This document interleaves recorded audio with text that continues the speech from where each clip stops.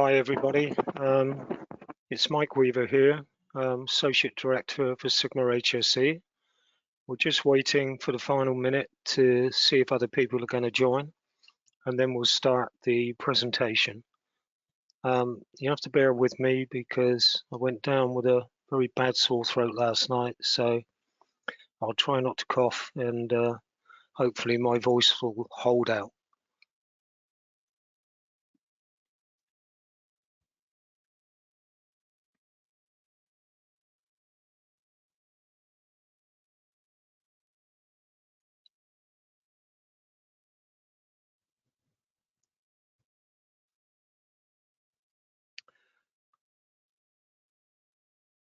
Right, I think we'll get going now, as it's now 3 o'clock UK time, that is. So as I said, my name is Mike Weaver, Associate Director for Sigma-HSE, and the point of the webinar today is looking at developing a basis of safety for powders and dusts in Pacific. A little bit of background about us. We're a group of companies with headquarters in the UK, and we're dedicated to the provision of technical services and health, safety and environment to industry. We consist of 3 main units: Sigma-HSE in the UK, based in Winchester, down south in the UK, and that's our head office. And then we've got 3 units in India, that's Mumbai, Delhi and Hyderabad, where our test laboratories are based. And then we have a unit in Boston in the USA.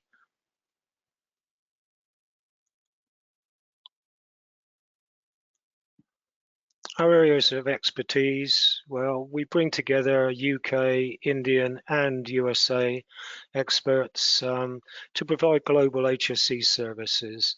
And we're looking at cost-effective engineering solutions for you rather than just give you a result or a report.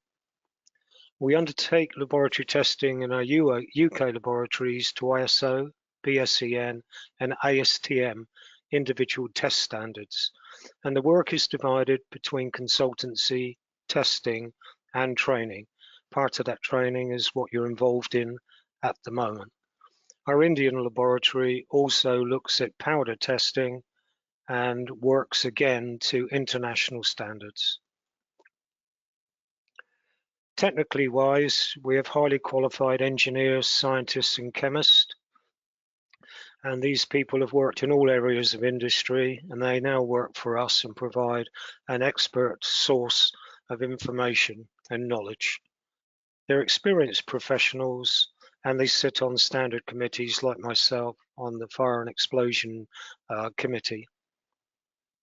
The experience is working with global industries. Our engineers at the moment are all over the world, and we work globally as a company.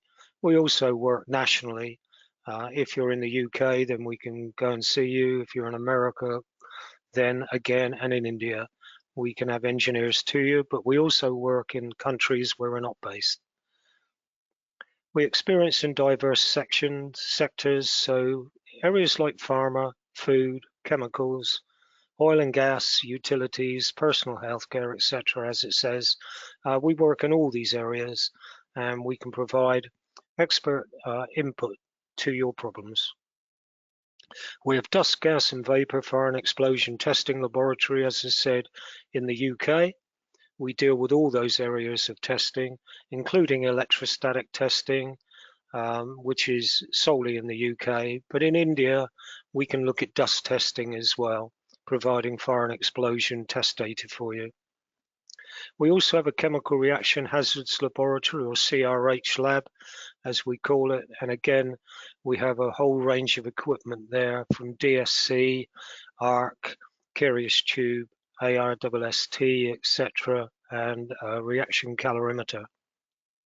We work under EN 17025 quality accreditation, and we are the only, from what my knowledge is, we're the only company in the UK that operate under those quality standards. Our consultancy team, well, we provide a wide range of specialist technical knowledge, including industrial fire and explosion hazards, things like ATEX, DESIR, etc., or whatever applies in your country, following the American guidance as well.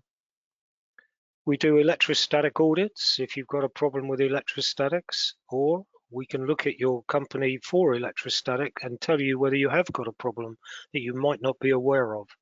And we have highly qualified engineers that can try and sort the problem out for you. Other areas are something like PHAs, QRA, hazard, HAZOP, etc. And we look at functional safety, LOPA, SIL determinations. And we organise training workshops either on site, public, or things like webinars like I'm giving you now. So, off with the introduction, and now let's get into the nitty-gritty of the talk. We're looking at a basis of safety, and whenever you're looking at especially problems to do with fires and explosions, this is your ultimate aim, to put together a basis of safety so you can show to the regulatory authorities and your work staff that you are working safely. So what is a basis of safety? Well, it's a combination of measures relied upon to ensure safety. It's not just one thing. You look at a whole range of things to get this combination together. It highlights the aspects of design and operation which are safety critical. Overall safety strategy can be applied to things like equipment, the process itself, the area where the process is located, and work instructions such as standard operating procedures, etc., or following equipment manufacturers' guidelines. In order to build a basis of safety, it is necessary to have information available. So a typical list, if we came in on your site and we were developing a basis of safety for you, we would like to see equipment specifications. We'd like to consider what operating procedures you have in place to ensure that your staff are well trained and operate the equipment safely. We can review your hazard area classification drawings, and of course with those drawings you should always have a report which tells you how those drawings were produced. Maintenance procedures are always necessary because we need to know how you work. How do you maintain your equipment? What are your procedures in place for it? Such things as what materials are being handled. Are they flammable liquids only, flammable dust, combination of the two? And have you got data on them? For instance, powders, we would look at minimum ignition energy, layer ignition temperature, maximum ignition temperature, the KST or dust constant, Pmax, etc. And always remember that with the world's shortage in materials, many companies are turning to new suppliers. This means that some of the material properties may change. You may get finer materials or not so fine materials. They may be slightly different in their outlay, and therefore it is always advisable to retest these products if you do change your supplier, especially on a global scale. So building an effective basis of safety. We start off with the equipment. So this could be any type of equipment from a pump, silo, mixing vessel, etc. Procedures, operation and mechanical. Standard operating procedures are common in industry, and nearly every company has them in place to ensure their staff are well trained on the use of their equipment and materials they're handling. This will go into the box basis of safety. Deviation from normal operating conditions or processes. Again, it could be that someone's saying, look, we want to up the pressure. We want to change the temperature. We want to speed up the process because it's Friday and we need to get the results by the end of Friday. If this happens, then you have to include this into your effective basis of safety. So you may have to review it and change accordingly. Human factors. Well, these are debatable. As you can see here with the Simpsons, they can be extremely intelligent or, in this case, very stupid. So you have to factor these things in. How can a human being affect what is going on with your basis of safety? One of the advantages of a human is that if you're used to using the equipment, you can smell things, you can sense things are not right by your hearing. You may hear a rattle in the equipment or a grinding sound, which won't be picked up till later by sensors, but the human can pick it up. On the other hand, the human being can do the absolutely amazingly stupid things, and these have been known to happen quite frequently. So you have to look to see how much you rely on human interaction with your processes.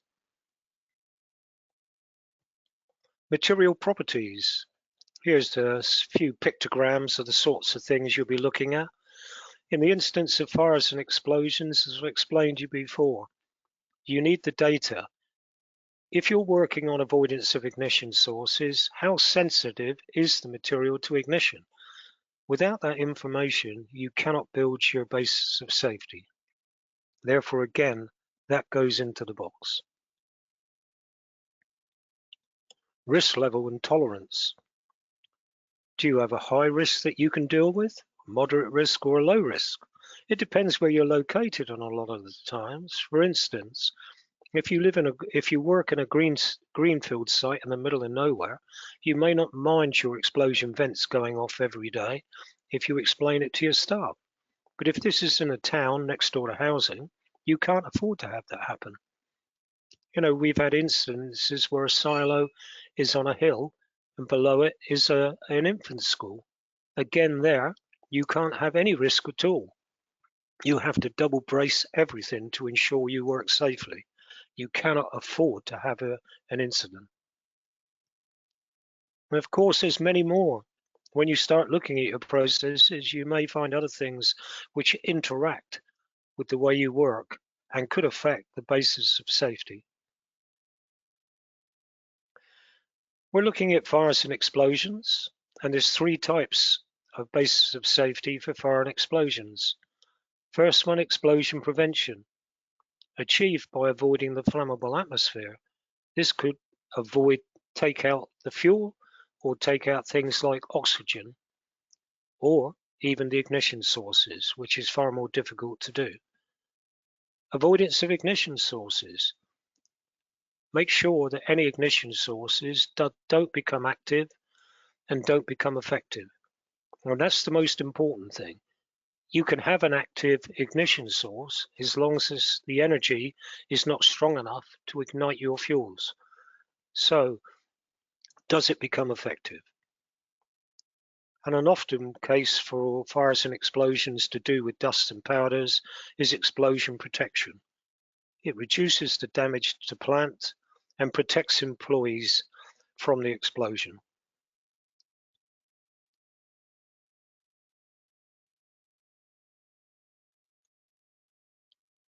So the conditions for a dust explosion. Well, firstly, the powder that you're dealing with has got to be flammable or combustible, and in the case of an explosion, has to be airborne to form a cloud. As per liquids, the concentration must be within the explosible limits.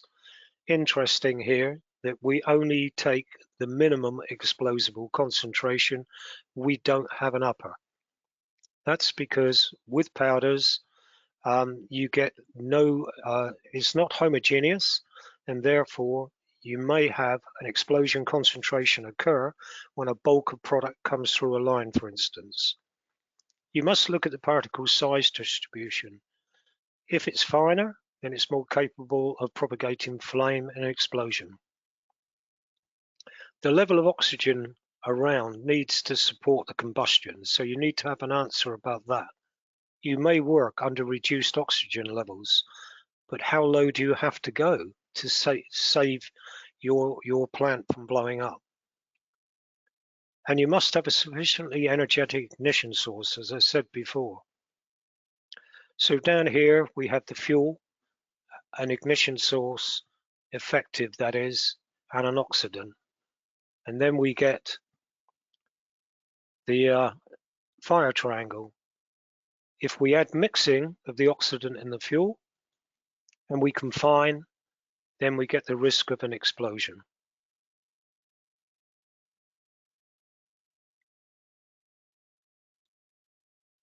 So why is flammability testing so important? A lot of people say it's a waste of money. A lot of people say it's expensive.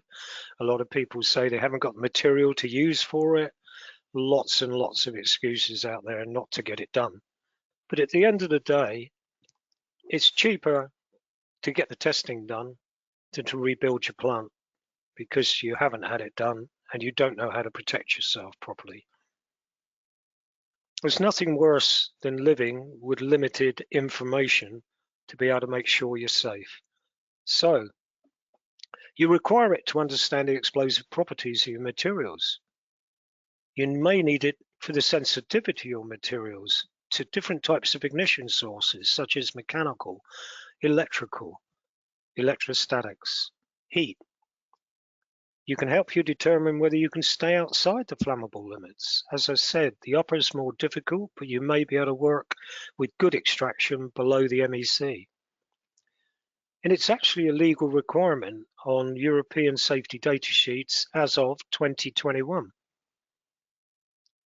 Testing can be split into 3 sections, as I said before: explosion prevention, avoidance of ignition sources, and explosion protection. With regards to the safety data sheets, or the SDSs, Annex 2 of REACH has been mended concerning the compilation of safety data sheets on the 1st of January 2021. And now it's a legal requirement on these sheets to include data, flammability, MIE, LIT, MIT, PMAX, KST, etc. Lower and upper explosion limits, that'll be for liquids and gases, but for dust you want the MEC. And for liquids you may get the flash point auto ignition temperature as well. But these are now compulsory. So just pulling out powders and dusts, what are we going to look at? Well, you've got a whole range here. We can start with minimum ignition energy, which looks at electrostatic and mechanical ignition risk. Minimum ignition temperature considers dust clouds on hot surfaces. Layer ignition temperature considers layers of powder on hot surfaces. And explosion protection or violence, you get the maximum explosion pressure, the dust constant, KST, and the dust class. ST is Staub, so German, so you get K, ST, dust constant. MEC considers flammable range, minimum explosive concentration. LOC, limiting oxygen concentration if you're thinking about inerting. Burning behavior considers the fire risk. A lot of people forget this one and leave it out because they don't think their powder burns. But actually, in my time of testing, I've seen 3 or 4 materials go down 100 millimeters of powder in less than 5 seconds. So yes, they can burn rapidly and severely. Resistivity considers electrostatic issues and looks at equipment specification for zoned areas. The charge relaxation time complements the resistivity and lets you know how long a material can hold its charge for. And then you've got thermal stability. This is different to the chemical reaction hazard side of life. It's looking at bulk powders most of the time to see what happens when they're bulked up. What sort of temperatures will they decompose at? And we've been to many fires where a silo has caught fire because people don't have that thermal stability data. So let's look at explosion prevention first.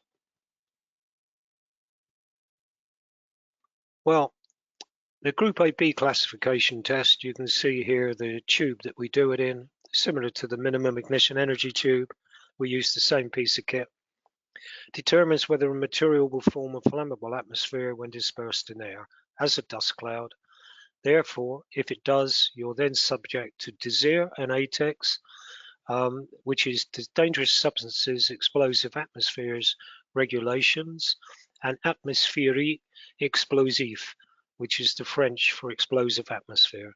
This would be in the EU where these directives come, but we're finding more and more countries around the world are using this approach to ensure their safety. So we get two categories. One is Group A, flammable or explosive as a dust cloud, and Group B, non-explosive or flammable as a dust cloud. Because it's a Group B doesn't mean to say it won't ignite as a powder layer though, so be aware of that. But Group A, you're covered by DESIR and ATEX, Group B you're not. And these are conducted under British Standards EN ISO 80079-20/2 2016. So, limiting oxygen concentration is the minimum allowable concentration of oxygen in a mixture of dispersed combustible dust. And you mix it with air and inert gas, in which an explosive atmosphere will not occur. So it's generally higher than for gases, typically 10 to 15%, although some pharmaceuticals I've been involved in have gone down to 4%, which is extremely worrying as a lot of people use 5% as their basis of safety. In these instances, 2 or 3 times pharmaceuticals have gone down to 4%. So it pays you to get it tested just to make sure. We use nitrogen as the inert gas, but you can use a program to convert over for CO2, water, etc. It's conducted to BSEN 140344 or ISO EN 170. We're ISO accredited for this test. If you look at the table there on the right, you'll see quite high: rye flour 13%, organic pigments 12%, methyl cellulose, all the way down to aluminium, which is 5%. But as I said, some pharmaceuticals have been even lower. Explosion prevention can also look at the minimum explosive concentration. It's the minimum quantity of dust dispersed in air that is required to form a flammable atmosphere. It's measured in the 20-litre sphere test, and no prizes for guessing why it's called the 20-litre sphere test. Sometimes the MEC is referred to as the lower flammable limit for powders. Again, under 14034, this time section 3, 2006. Typical example there on the right, 2 meters away from a 25 watt light bulb, 40 grams per cubic meter, you can't see the light bulb. Whoever came up with that, I'd like to meet them because I haven't got a clue why they use that. But we have had dust MECs down to a lot lower than that, down to 20 grams per cubic meter.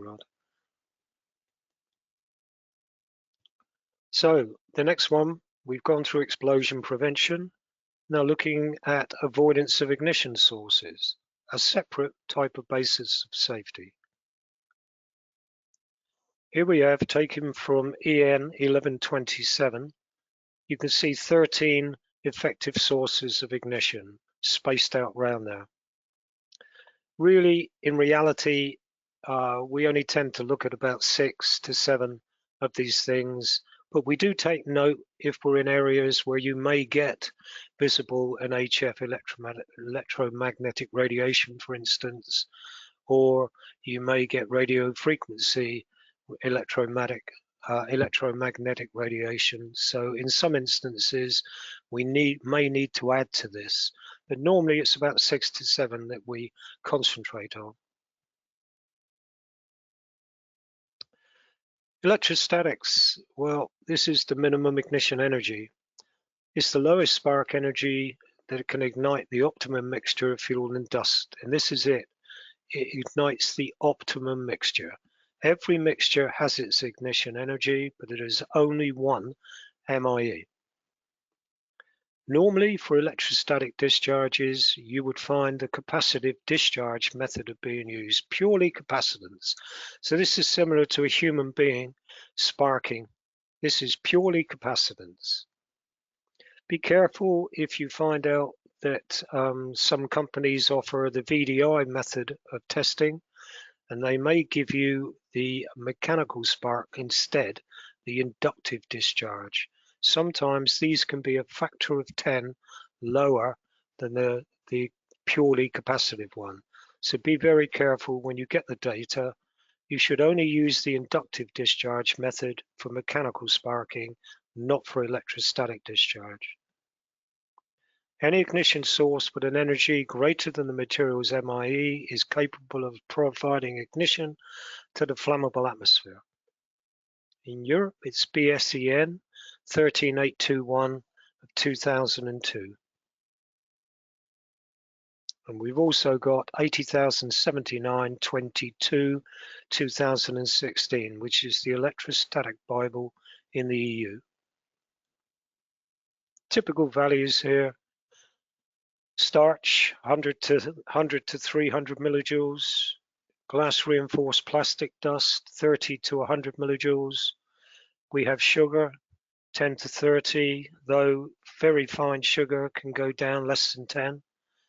Aluminium 3 to 10, and active pharmaceutical ingredients down as low as 1. In fact, we've had them lower than 1. So again, you have to be careful with your products and understand what you're working with. Some are very high, 500 millijoules plus. You may not have a concern with them, but the lower the ignition energy, the greater risk you're dealing with. Talked about the minimum ignition temperature, MIT.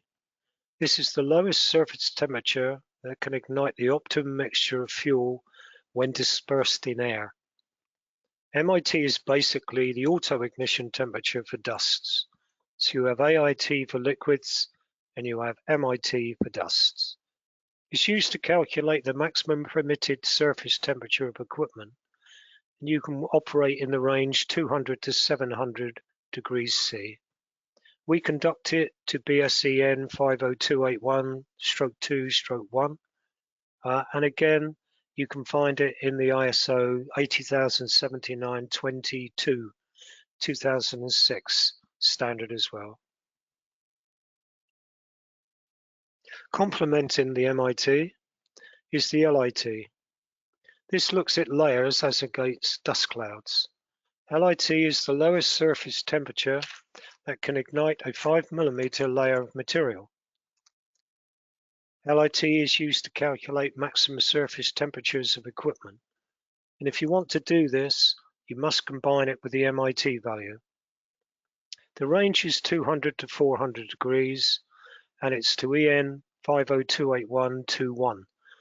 And again, back to the 80,079-20-2 of 2016, which considers all the testing that we do in the EU. So just go back to that quickly. What we do to look at the maximum surface temperature of enclosure is we take the LIT value and we remove 75 degrees off of it. That's one temperature. And then we take 2/3 of the MIT value.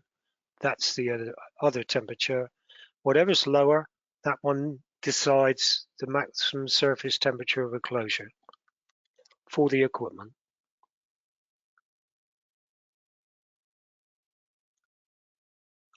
So most common ignition sources, electrostatics, well, the risk is normally quite high due to some dusts having very low MIE values, down to less than 1, similar to gases and vapors.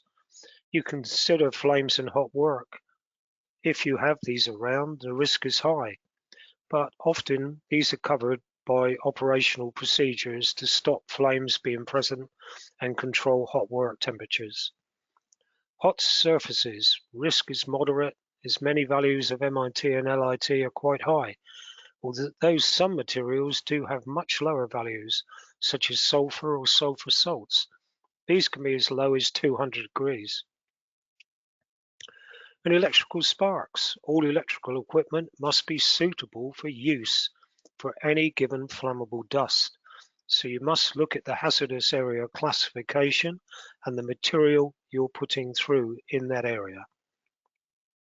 A high level of risk is mechanical sparks. Here the risk of ignition is quite high. especially when you have low MIE values. As I said, you do this test with inductance and combine it with the MIT value. So looking at the dust explosion risk here, you can see we've got mechanical, overheating, open flames, electrostatics, welding, electrical, and others, which no one's managed to find out what caused the problem. Overall, there's about 40 dust explosions yearly across the world. This can result in injury and loss of life. You may end up having plant repair, compensation, and reputation, because a lot of people don't want to work with a company that's blown up their plant. It causes business interruption and loss of the market, because while you're not producing, someone else jumps in and sells their product. And of course, you've got the insurance company. The insurance is not too happy with reinsuring you if you've just blown your plant up through negligence.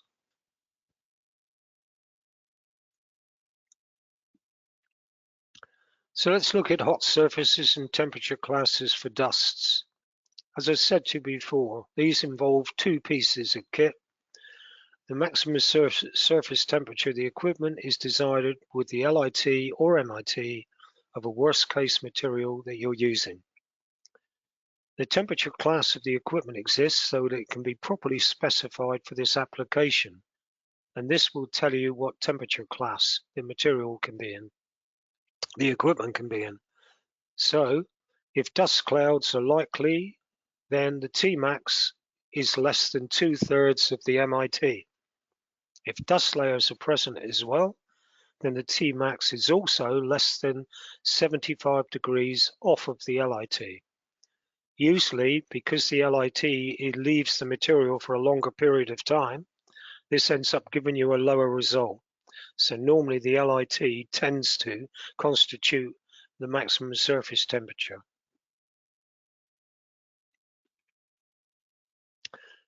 Mentioned flames, smoking, and hot work. Well, hot work should be controlled by permitting. This is quite common today, and it should be the norm across your factory where you work. People should not allow to be working with hot work or flames unless they have a permit to do so. And a word of warning here, it's not a case of just issuing a permit. Before you issue the permit, you need to find out in detail what materials are being in that area. Are there materials still left in the equipment when they finish, etc. So it's not a case of just writing out a permit. You need a lot more information on it before you allow people to use flames or hot work in that area. Make staff aware of the hazards to avoid likelihood of common ignition source problems. Talk to your staff. Explain how these materials ignite. Get companies like us in to give a short training session for technicians or people working with these powders so they have an understanding and they're not scared of it, because they understand you understand the problems and you're handling them correctly. Not so common today, but smoking must be banned in hazardous areas, in fact right across the factory, and only permitted in designated areas. Often control all access to hazardous areas.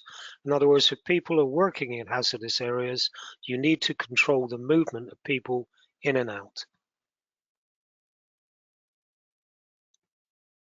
Electrical equipment for dusts.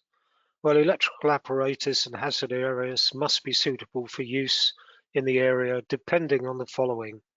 The MIT and LIT, as I said before, for surface temperature. Zonal classification of the area which it is to be located, whether it's zone 0, zone 20, zone 21, zone 22. You need to look at ingress protection, the IP rating, and the type of powder. Is it conducting or insulating? Conducting powders can be very dangerous with electrical equipment because they allow the electricity to flow across the powder. So typical one here is the European sign of conformity, The EX, which shows explosive atmospheres, Group 2, Category 2, dust. EX there, which means it's been tested properly and understood by a registered test house. And TB is the type of protection, 2C, so it's fairly low, temperature of 80 degrees C, and protection of dB. This is the typical sort of thing you will see on a label on a piece of electrical equipment. Electrical equipment must be installed and maintained by competent personnel. We recommend people who are Compact certified are the only people allowed to work in hazardous areas and wire up and put in and take out electrical equipment. As explained before, mechanical equipment. You saw the graph. This is number 1 on the list, and yet people ignore it. You cannot afford to ignore mechanical ignition because it is, as I said, one of the most common forms of ignition source. So, non-electrical, we would look at hot surfaces, flames and hot gases, mechanically generated sparks, electrical ignition sources, with the exception of stray currents and static electricity. Equipment in hazard areas should undergo a non-electrical equipment ignition risk assessment, or NERA, saying that you've looked at it for mechanical sparks and mechanical ignition, and the non-electrical equipment is as safe as your electrical equipment. How do you prevent mechanical sparking? Reduce the energy of the MIE of dust. Well, if you get a low MIE, the chances are you stand more chance of getting a spark. So the MIE needs to be as high as possible to stop the sparking. Use slow rotating equipment. Less than 1 meter a second is the norm, and if you can do that, the risk of ignition diminishes considerably. Make sure you've got things in place to remove trapped metal or stop it getting into the system and foreign body getting in. Consider externally mounted bearings and seals rather than internally mounted bearings. Control the material feed rates. The slower it goes in, the better. But often with your manufacturing processes, you need it in as fast as possible and out as fast as possible. So control your feed rates to what is feasible and possible. Have temperature monitoring in place on the bearings particularly, and to make sure that you don't get areas of heat. And look at maintenance, inspection and lubrication. Ensure your bearings, etc. are lubricated. Inspect to see signs of scraping. As you see the picture on the right, I actually took that a few years back, and the company didn't have an idea that the blades on this mixer were actually hitting against the end of the mixing vessel. This could have been pretty dangerous. And good housekeeping. Keep the areas clean. So, non-electrical ignition risk assessments. Quite a list of things we should look at. The European form of conformity marking, ingress protection ratings, know the speed of the moving parts. Consider earthing of the vessel. That includes things which rotate. These have to be earthed along with the stationary things. The materials of construction, is it made out of aluminium, stainless steel, plastic? Is it made of brass or what? Temperature rises and ratings of your equipment. Do you get sparks being emitted? Can they be emitted? Check out the equipment. As I showed you the previous one, they didn't realize that there was the blades were hitting the end, and the maintenance people hadn't even noticed it. Selection of materials to avoid electrostatic discharges. Normally you're stuck with what you've got. It's very difficult to avoid electrostatic discharges because you're producing a product and you have to stick with that product. Avoidance of frictional contact between steel and certain alloys. Make sure that you are aware of the different types of alloys. For instance, if you have a rusty blade and you hit aluminium, then you can get a thermite spark. Extremely incentive. Minimize the leak of dangerous substances from equipment. The number of times I see puddles and pools of dust and powder coming out of equipment. You're just expanding the area you need to consider and making it dangerous outside as well as inside. So get these things fixed. And the same with extract systems. Make sure they work properly, not full of duct tape and broken joints. Dust layers, the impact on temperature rise. We talk about 5mm layer on the MIT. The Americans, I believe, use 10mm. If you have 10mm of dust on there, then the layer will ignite at a lower temperature. Look at your operating procedures. Make sure they're in place. More than that, make sure your staff have read them and they're told what they involve. Look at maintenance activities. And here was another example that I was talking about. Maintenance just changed the bearings but didn't look at the fact the blades were hitting against the end of the vessel. Look at the operating environment. Is it salty near the sea? Is it near a potentially gas or vapor area, etc.? Have you got prevention systems in place? Do you have mitigation? If something does go wrong, can you mitigate the risk? Are you following manufacturer's instructions correctly? And has all the equipment been installed correctly by trained people that understand the equipment and know how to fit it in, including complex engineers to look at the electrical installations? Here we've got a short blender here. We've got a gearbox, rotating blades, hot surfaces, mechanical sparking, friction, electrostatics.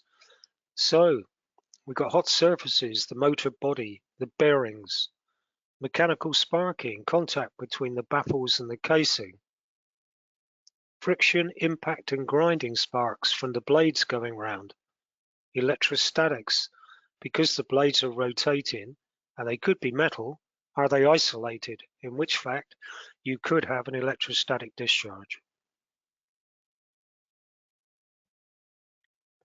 So static electricity.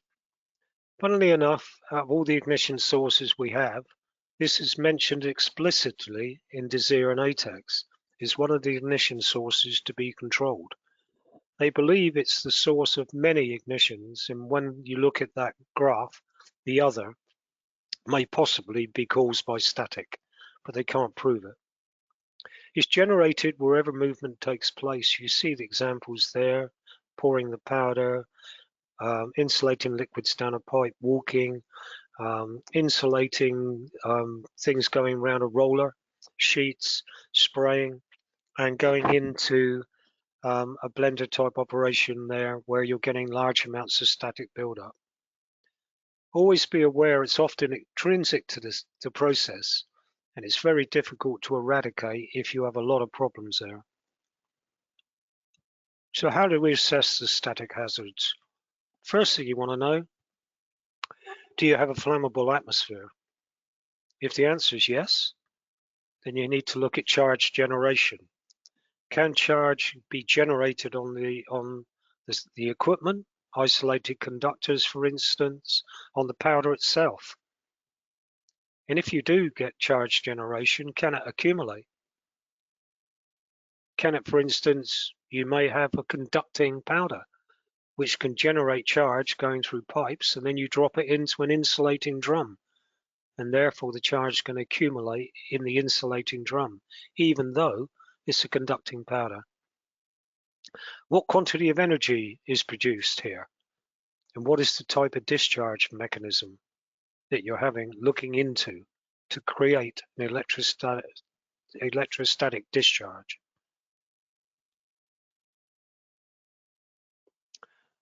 So looking at static discharge mechanisms, corona is the least one of your problems. We don't often look at this. It's non-incentive for dust. And unlessly developing the sparks. Brush discharges, 3 to 4 millijoules. Even if your MIE of your dust is 1 to 2 millijoules, it's proven now brush discharges will not ignite any dust cloud. So you would only consider this for gases and vapors. The most common is sparks, charged isolated conductors discharged to earth or other conductors. It's calculated by E equals half CV squared, so the capacitance and the voltage produced are between 0 and 100 millijoules, sometimes bigger, but very rarely bigger. Gases, vapors, dust, mists, where the energy is greater than the MIE of the product. These are insensitive to dusts and have caused many explosions. If you're collecting powder into silos, for instance, then you may want to consider cone discharges. When you put your material in, at the top of your product, you see a cone of material. That's where the name comes from. If you get cone discharges, you'll see electrostatic arms or coming out from it, very bright, luminescent, coming off the surface of the material across the cone. They can be up to 150 millijoules, sometimes more, depending on the size of the silo, the particle size. This is where you don't want large insulating particles with fine dust above it, because this is when cone discharges become very dangerous. You can consider gases, vapors, dust, mists, again, where the energy is greater than the minimum ignition energy. And the worst of all is the propagating brush.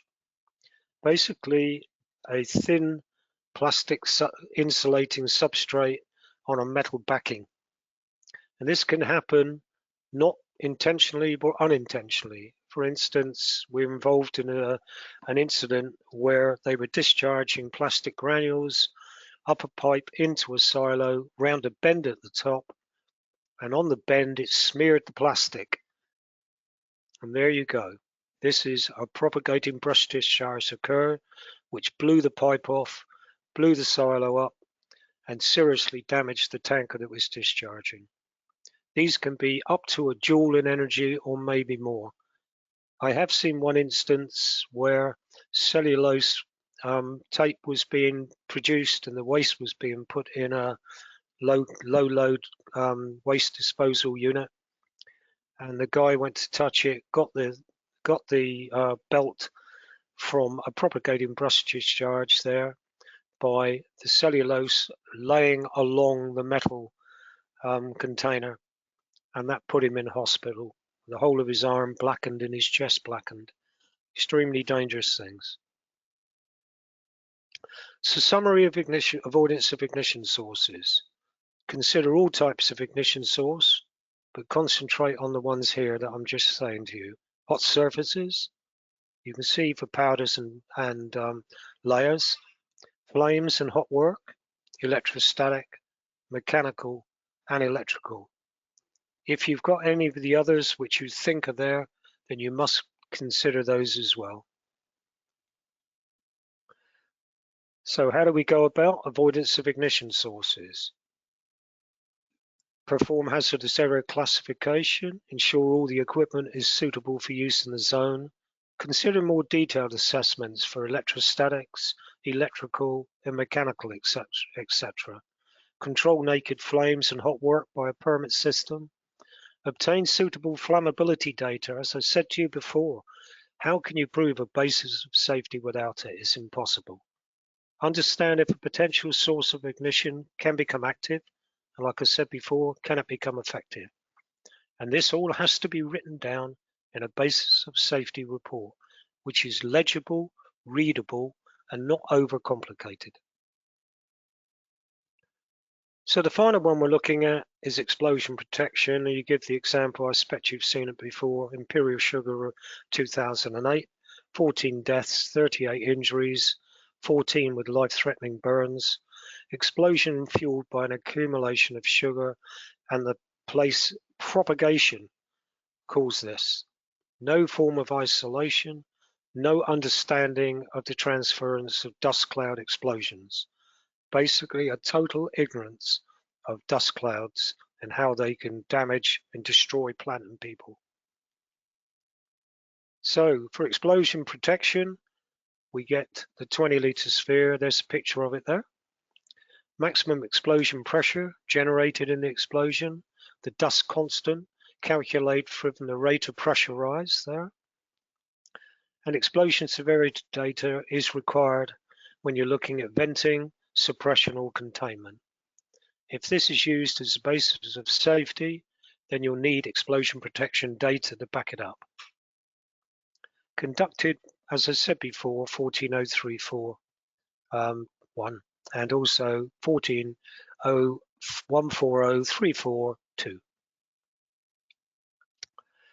ST0, no explosion basically. Staub 0, Staub 1, between 0 and 200. Funnily enough, even though the sugar was classified as a weak explosion, it killed 14 people and blew a whole factory up. ST2, between 200 and 300 KST, what's recommended as a strong explosion: cellulose, wood flour, polymethyl acrylate, and the big boys. All of these are greater than 300.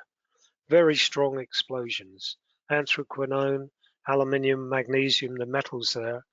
And the biggest one we've ever came up against was aluminium lithium hydride. And you know what that makes? Car batteries. And this is the biggest explosion by a long way. This came out at 3 times the explosion violence of a hydrogen air explosion. So yeah, if you want to get car batteries, this is what comes along with it. So mitigate the risks. If the risk cannot be eliminated or controlled, then you have to look at ways you can mitigate it. Reduce the number of employees, not often possible. Avoid the propagation of fires and explosions, one of the most important things. Explosion relief arrangements, you can use explosion suppression, or you can contain the explosion. Other such things as personal protection equipment. Take account of worst case always, and make sure you handle, store, and transport the dangerous materials properly. Explosion in a closed vessel, combustion of flammable liquids or dust creates hot gases. You can see with the graph here, you reach your Pmax and then it drops off again over a period of time. And the rate of pressure rise is the dP over dt, the rate of pressure over the time. And this involves the KST and the ST class. You can contain the explosion. Isolate pieces of equipment where explosions could occur. It needs to withstand the overpressure of the explosion. Good things about it: no release of combustion products or toxics, no requirements for provision of safe areas around it. But it's extremely expensive to build and maintain, requires pressure testing and associated documentation, and obviously the equipment is extremely heavy. You need to make all parts of the plant made strong, including the pipes, ducts, flanges, covers, etc. Must withstand the maximum pressure that is expected and maintain over the source of a lifetime. Your maintenance people have to understand why there's 27 bolts there, whereas when they're working under the normal plant, there's only 6. They have to be instructed to make sure all 27 bolts go back in. Strong plant is expensive to build and can be difficult to operate. The most common way of dealing with it is explosion protection is venting. This protects the plant and personnel from the effects of an explosion. It forms a controlled release of the pressure via weak open sections. The vent sizing is dealt with from the KST, which is the rate of pressure rise data in the 20-litre sphere. Pluses gives the ability to control the release location, normally outside the building in a safe area. Passive protection systems can be retrofitted to weak equipment, so you can put it in weak equipment. So the bad thing about it, combustion products and overpressure are released into the atmosphere. And one company I talked to, I asked them why they wanted the data for explosion relief panel, and it was going to blow highly toxic material over their car park. So it wasn't such a good idea to have explosion relief panels in place. I pointed this out to them. Non-flameless systems lead to explosion propagation. So the advantages, you can design it in-house, relatively cheap for the vent itself, needs little maintenance except for the doors where you need to make sure they can be kept clean, very wide range of application. Disadvantages, the material is released into the atmosphere, so it's unsuitable for toxic corrosives, must discharge outside the plant, so it restricts the siting of plant items to the walls, and large safe areas are required for the release of the gas and pressure. Flameless venting has come onto the market and it's quite popular in different industries. You can have the Q-roar, flam quench, etc. It stops the flame while allowing the vent. Efficiency is reduced because of the way the system is built compared to normal venting, and it needs to be type tested. It stops the flame coming out. That's why it's called flameless venting. But always be aware that high pressure and smoke can still fill the workplace, so try to keep it away from where personnel are located. And it must be sited in a restricted area. I've seen flameless vents with all sorts of things outside of them. Bits of loose equipment, cardboard boxes, all sorts of things, pallets, and the pressure coming out can blow these things up into the air and create a real hazard for people. It requires special maintenance as well, and it must be suitable for all materials. So sugar, for instance, it caramelizes and it blocks the vents.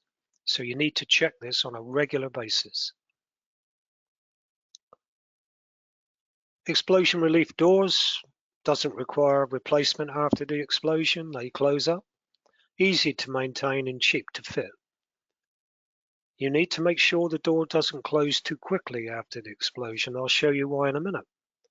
Can weather badly. They're normally in outside areas exposed to all different types of weather. And the robustness can be compromised. And obviously, often they're not maintained properly. So they rust and you have collections of dust all over. This is what happens if the door closes too quickly. You can see here you get a vacuum. So be careful when you're using the doors. Hot combustion gases will cool down and create a negative pressure. Put a sealed container in a microwave, switch it off, leave it a couple of minutes and try to get the lid off. Quite interesting, because as the materials cool down, so the vacuum occurs inside the vessel. Flame propagation, as I said, these things need to be in special places, well away from people, forms of transport, etc., where most of the fuel mixture will be expelled from the vent and burn outside the vessel as a massive fireball. The length of the flame can be predicted. It could be 8 to 10 times V to a third. V is the volume of your vessel. So even a 1 cubic meter vessel can have flame lengths of 10 meters. But it won't reach more than 60 meters. And for gases, it's 5 times V to a third. Quite a substantial distance still. Width's difficult to predict, but there is a way you can predict for gusts. Typical vent problems, leaking and badly maintained vent. Someone's put a plastic cover with weights on over that vent. So it's got to be looked at and maintained properly. Don't just put it there and ignore it. So you've got explosion protection suppression systems. Extinguish the explosion in the early stages. Injection of pressurized suppression agent at given points around the vessel, as you can see. So there's no external effects and it's suitable for toxic. But it relies on effective explosion detection, highly specialized design, and expensive to put in. So no release of material, no restrictions on where you can put the plant, no flame propagation, well-designed system incorporates isolation. Disadvantage, high capital cost compared to vents, needs regular maintenance by the companies that's installed it, only works when operational. After activation, You need to recharge the bottles, etc., and you lose all your products. Typical pictures here with a fluid bed dryer and a dust collector. Isolation. As I explained with Imperial Sugar, the biggest failure they did was not put in isolation. This prevents pressure piling effects and flame jet ignition. Without isolation, the explosion in secondary vessels could be more than the first one. So basically, it's 2 times the initial start pressure. So if you got 7 bar in the first one, it starts off with an additional bar in the second one, you end up with 14 bar. So the secondary explosions are often the ones that do the most damage. 2 types of isolating equipment here: rotary valves, fast closing valves. So summary for explosion protection: always have the flammability characteristics of your materials. Review the SDS to see if there's other hazardous properties such as toxic. Review the hazardous area classification to identify where the equipment is located. Look at venting and suppression systems to be designed and installed correctly, as should fire protection.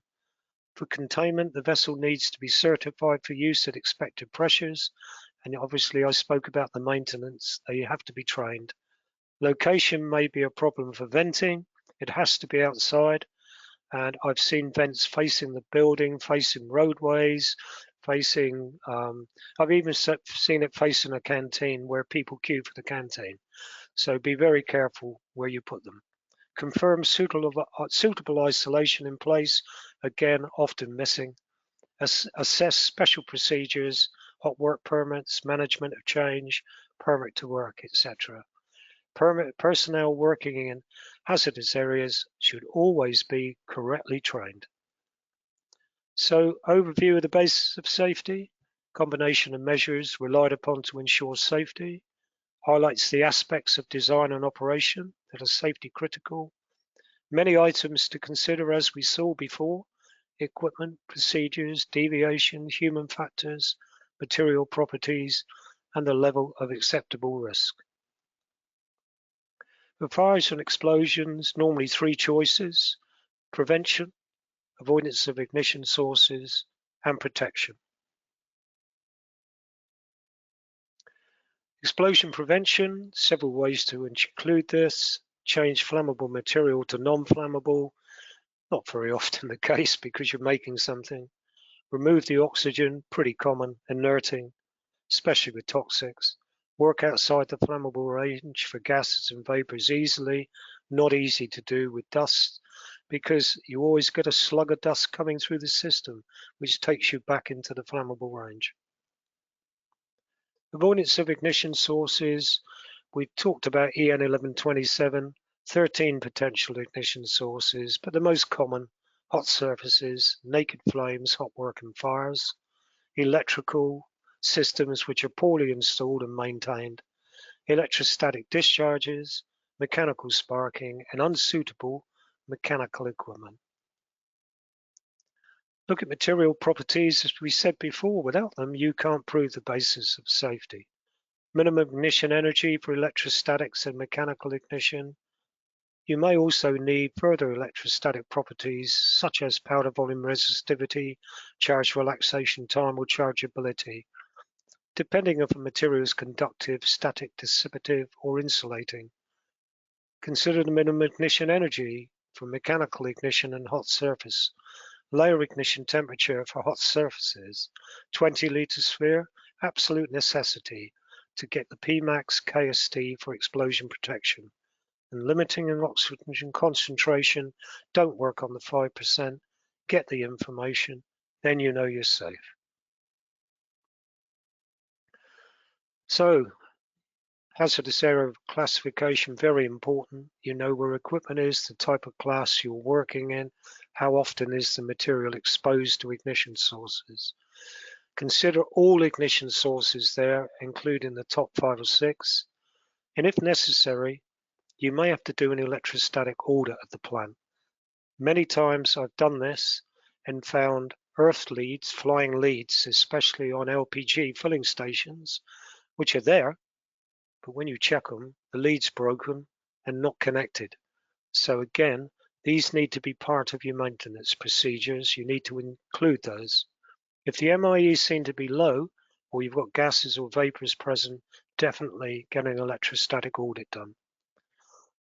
Look at your equipment specifications and the suitability for use, your standard operating procedures, make sure staff are trained, do your risk assessments to ensure you know everything you want to know about the hazards of working with these materials. Consider material flammability, electrostatic properties, and thermal instability properties.